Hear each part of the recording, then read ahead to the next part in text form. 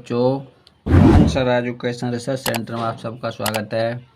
आइए आज हम प्रश्नावली 1.3 क्लास 10th के आए हैं। इसमें देखिए पहला ही क्वेश्चन है, सिद्ध कीजिए कि √5 एक अपरिमेय संख्या है। तो इसे देखिए बहुत ही आसान तरीके से हल करेंगे।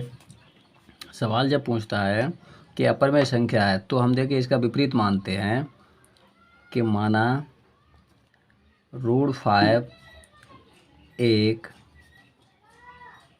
परिमेय संख्या है, परिमेय संख्या है। ठीक है, तो अगर परिमेय संख्या है तो ये हमारी संख्या √5 जो है वह किस प्रकार की होनी चाहिए, P/Q के बराबर में होनी चाहिए क्योंकि P/Q के रूप में जो संख्या होती है उसी संख्या के लिए हम परिमेय संख्या कहते हैं, है ना। यहाँ देखिए रीजन देना पड़ता है कि P/Q जो है तो परिमेय संख्या के लिए नियम होता है कि Q बराबर 0 नहीं होना चाहिए। और क्या होता है, P/Q दोनों में ये सह अभाज्य होना चाहिए, सहअभाज्य होना चाहिए, सहअभाज्य है ना। और देखिए P/Q यानी परिमेय संख्या के लिए क्या होना चाहिए, इन दोनों का P और Q का HCF क्या होना चाहिए, =1 आना चाहिए, है ना। ये दो रीज़न होते हैं इसके। तो चलिए अब आगे देखिए इसके लिए हमें क्या करना है। √5 जो संख्या है वो है P/Q के रूप में हमने मान लिया यहाँ पर। अब इसका हम क्या करते हैं, दोनों का वर्ग करते हैं। ठीक है, दोनों का वर्ग करते हैं। तो देखिए √5 के लिए हम वर्ग करेंगे, इसी तरह से P/Q के लिए भी वर्ग कर लेते हैं। तो ये हमें प्राप्त होगा 5/P² के बटे Q²। ठीक है, इसी तरह से अब हम इसके लिए क्या करेंगे, इन दोनों के लिए ध्यान से देखेंगे। यहाँ पर देखिए Q क्या है, स्क्वायर है। अगर यहाँ से हम एक Q के लिए इधर भेज देते हैं, ठीक है, या हम सीधा यहाँ से कह सकते हैं कि यहाँ देखिए 5 और Q =P² के बटे Q²। यहाँ यानी कि Q था, डबल Q थे। ठीक है, तो एक Q के लिए हमने यहाँ से पहुँचा दिया इधर। ठीक, जो यहाँ इधर भाग कर रही संख्या तो इधर क्या करेगी, गुणा करेगी। ठीक है, तो अब हम यहाँ देखिए लिखते हैं, ये देखिए हमारा पूर्णांक है और ये हमारी किस संख्या के रूप में है, P/Q के रूप में है। जैसा कि देखिए अगर कोई संख्या हमारी मान लो 9 है, अगर 9 के लिए 3 से अगर भाग लगाते हैं तो ये संख्या हमारी कट जाती है। इसी प्रकार से ये वर्ग है, वर्ग संख्या भी कटेगी और वर्ग नहीं होगी यानी कि तो 3 भी इसकी कटेगी, है ना, 3 भी इसकी कट जाएगी। ठीक है, तो ये नियम होता है, अगर वर्ग संख्या कट रही है तो वर्गमूल वाली भी संख्या कटेगी। ठीक है, तो हम यहाँ पर देखिए लिखेंगे, चूँकि 5Q जो है वह क्या चीज़ है, एक पूर्णांक है, 5Q पूर्णांक है, लेकिन P²Q एक क्या चीज़ है, ये हमारे परिमेय संख्या है, परिमेय संख्या है, परिमेय संख्या है। लेकिन ये देखिए हमारा ये पूर्णांक है, ये संख्या हमारी कैसी होनी चाहिए, परिमेय संख्या के बराबर में होना चाहिए, जो कि 5। देखिए यहाँ हमने क्या माना था, पहले माना परिमेय संख्या एक √5 एक परिमेय संख्या है ना। लेकिन यहाँ देखिए हम पूर्णांक के रूप में तो देख रहे हैं, लेकिन इस परिमेय संख्या के रूप में नहीं देख रहे हैं इसके लिए, जो कि यहाँ पर देखिए इसे हम समीकरण भी मान लेते हैं पहला, है ना। तो इसके लिए ये समीकरण जो माना है हमने उसके क्या है, जो कि यहाँ लिख देंगे कि 5Q, या हम लिख लेते हैं समीकरण 1 का विरोधाभास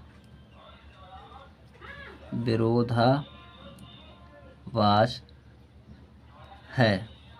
देखिए समीकरण 1 का हमारा क्या है, ये विरोधाभास है। जो हमने क्या माना था, ये परिमेय संख्या, लेकिन यहाँ पर हमें क्या चीज़ मिल रहा है, ये पूर्णांक है, ये परिमेय संख्या है, तो ये बराबर में नहीं हो सकते हैं, है ना, कभी भी नहीं हो सकते। ठीक है। तो हम यहाँ नीचे लिखेंगे 5q not is equal to P square Q के, ठीक है। तो हमने देखिए यहाँ पर माना था, अब ये नहीं हो सकते हैं, तो हमें जो हमने कल्पना अपनी मानी थी, कल्पना हमने क्या मानी थी, परमेय संख्या, उसके ये विरोधाभास है। अतः √5 एक अपरिमेय संख्या है, ठीक है। बस इस तरह से आसान तरीके से हमने इसके लिए सिद्ध कर लिया है। अगला क्वेश्चन देखते हैं। इसका दूसरा क्वेश्चन देखिए। दूसरा क्वेश्चन कहता है सिद्ध कीजिए कि 3 + 2√5 एक अपरिमेय संख्या है। यानी देखो 3 + 2√5 एक अपरिमेय संख्या है। तो बिल्कुल सेम अभी पहला क्वेश्चन किया था उसी प्रकार से इसे भी हल करेंगे। तो इसके लिए सबसे पहले हम मान लेते हैं कि माना 3 + 2√5 एक परमेय संख्या है, परमेय संख्या है, ठीक है। इसे हमने परमेय संख्या मान लिया, तो हम इस संख्या के लिए इस संख्या को P/Q के रूप में यानी बराबर में ले सकते हैं, है ना। इसके लिए हम बराबर में ले सकते हैं।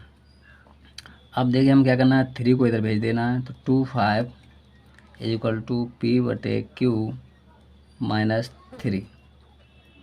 इसके बाद हम क्या करेंगे, यहाँ पर देखिए हमारी संख्या 2 है और ये 5 है, 2 के लिए भी इधर भेज देते हैं। तो √5 = P/Q। अब देखो दो इधर हमारे क्या कर रहे थे, गुणा कर रहे थे, है ना।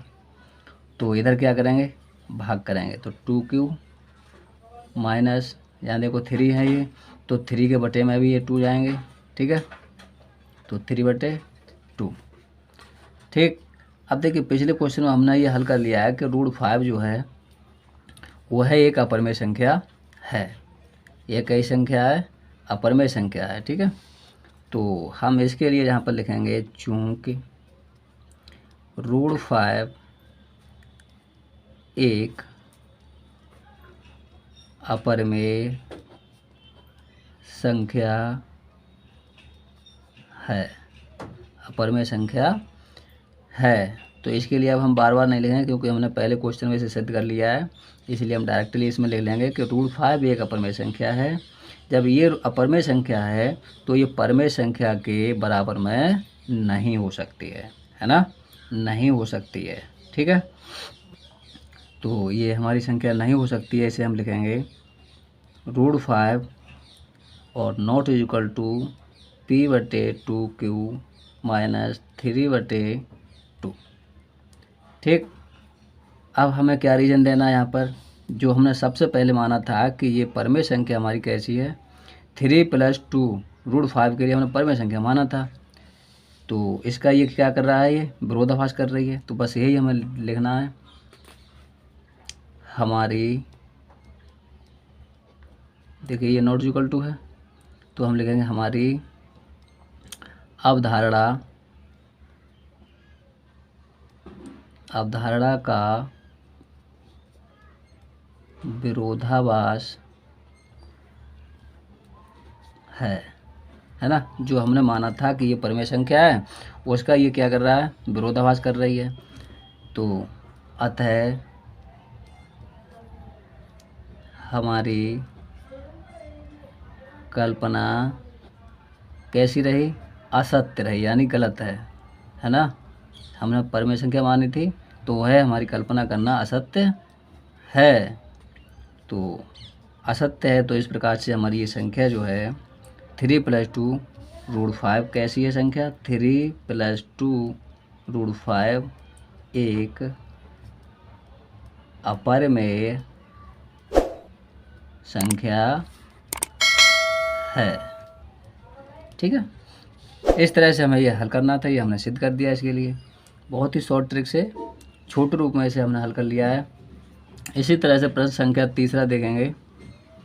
देखिए तीसरा क्या है, तीसरे का पहला है 1/√2। इसके लिए भी हमें परमेय संख्या के रूप में दिखाना है कि ये अपरमेय संख्या है तो क्यों है ना।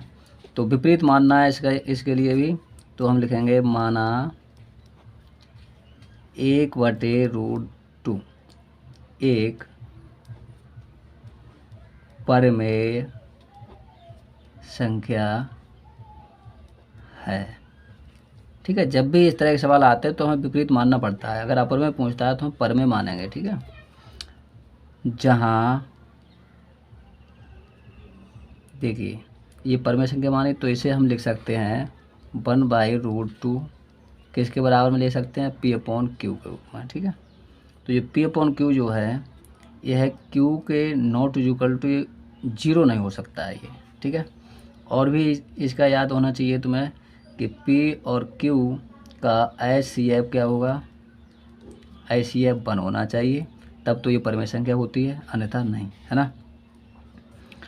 तो अब इसके लिए हमें देखिए क्या करना है। एक बात यहाँ समझिए कि 1/2 P/Q जो है एक परमेय संख्या है, तो क्या Q/P परमेय संख्या नहीं हो सकती है? बिल्कुल हो सकती है। हो सकती है कि नहीं? तो P/Q के रूप में होना चाहिए। हो गई? तो इसी प्रकार से इसके लिए हम पलट देते हैं, यहाँ लिख भी लेते हैं कि पलटने पर तो इसे हम पलट देंगे √2/1। तो 1 का कोई महत्व नहीं होता है ना। तो हम इस तरह से भी लिख सकते हैं √2 बराबर P/Q। ठीक है, अब देखिए यहाँ पर √2 बराबर P/Q। इस प्रकार से ये हमारी संख्या कैसी हो गई, अब हमने पलट ली। पलटने पर देखिए अगर P/Q है और इधर क्या है, √2 है, इधर क्या है, √2 है। इधर अगर हम पलट देंगे, जैसा कि अभी हमने ये पलट दिया, तो ये भी अगर हम पलट लें Q/P, तो क्या ये परमेय संख्या नहीं होगी? बिल्कुल होगी ये परमेय संख्या। ठीक है, तब भी ये संख्या हमारी कैसी रही, परमेय संख्या रही। तो हम यहाँ पर लिखेंगे हमारी अवधारणा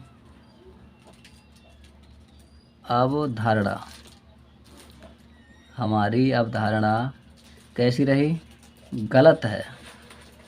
हमारी अवधारणा गलत है, अतः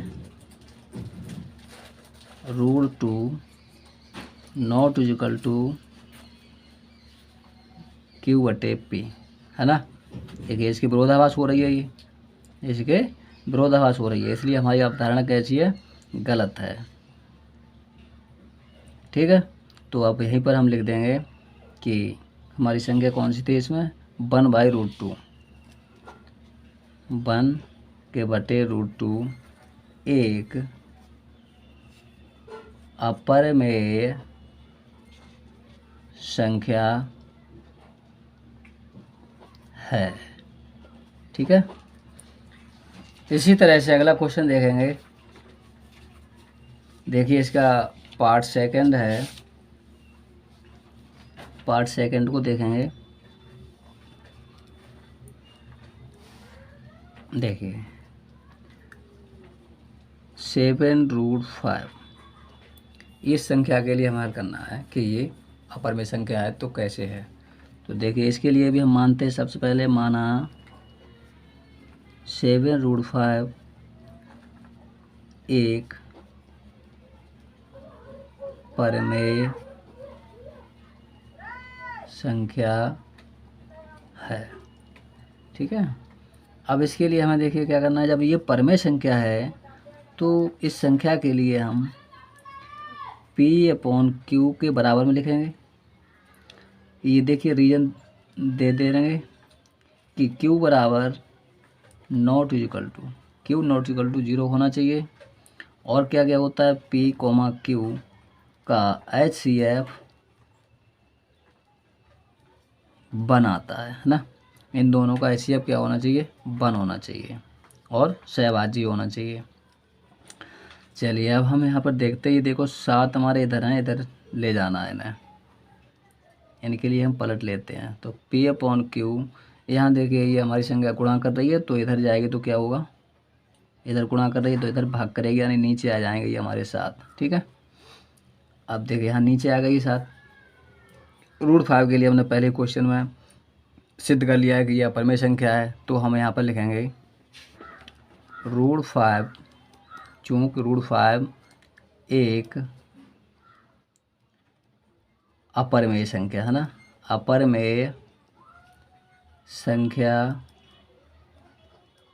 है, अपरिमेय संख्या है, अतः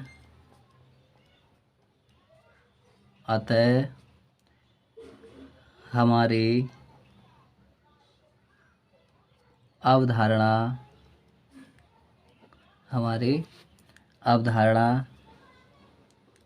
का विरोधाभास है, क्योंकि ये कैसी संख्या है, एक अपरिमेय संख्या है, तो अपरिमेय संख्या कभी भी परिमेय संख्या के बराबर नहीं हो सकती है, नहीं हो सकती है। ठीक है, अब देखिए हमारी अवधारणा कैसी हो गई, विरोधाभास हो गई, तो विरोधाभास हो गई, तो अतः ये संख्या हमारी जो थी 7√5, 7√5 यहाँ लिखेंगे, चूँकि 7√5 क्या चीज़ है, एक अपरिमेय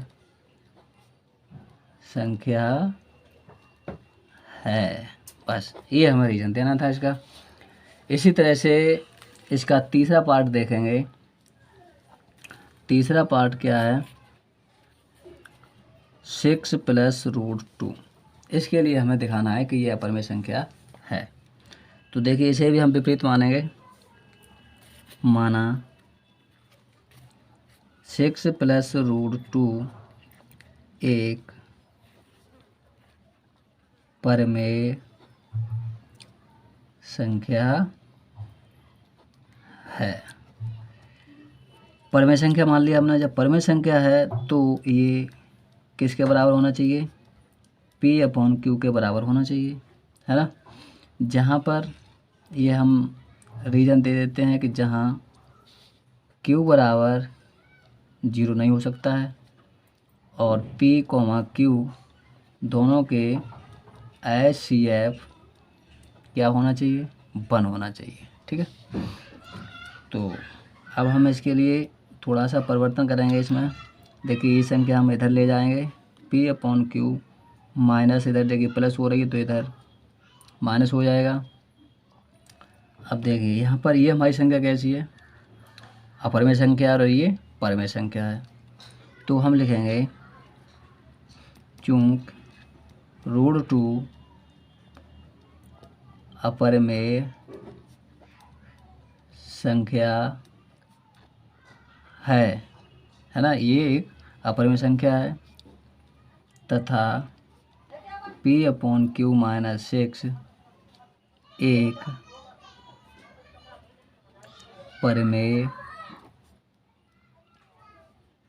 हाँ यहाँ पर देखिए ये भी परिमेय मानते हैं, तो ये भी परिमेय अपरिमेय होना चाहिए, है ना।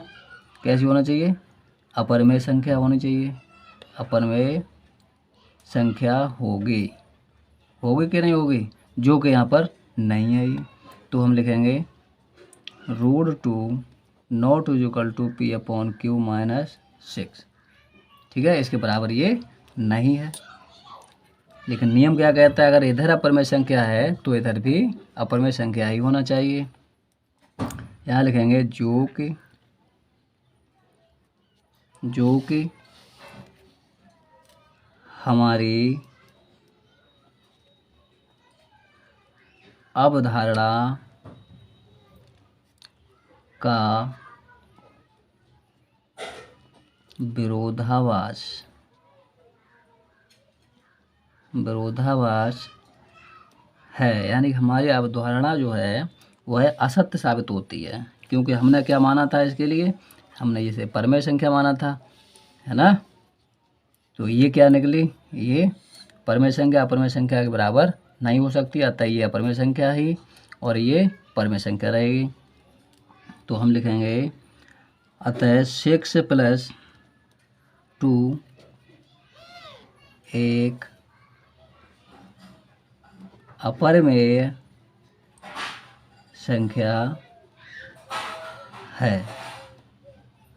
ठीक है, इस तरह से आज की प्रश्नावली हमने 1.3 के लिए हल कर लिया है। अगली वीडियो में फिर मिलेंगे, तब तक के लिए जय हिंद।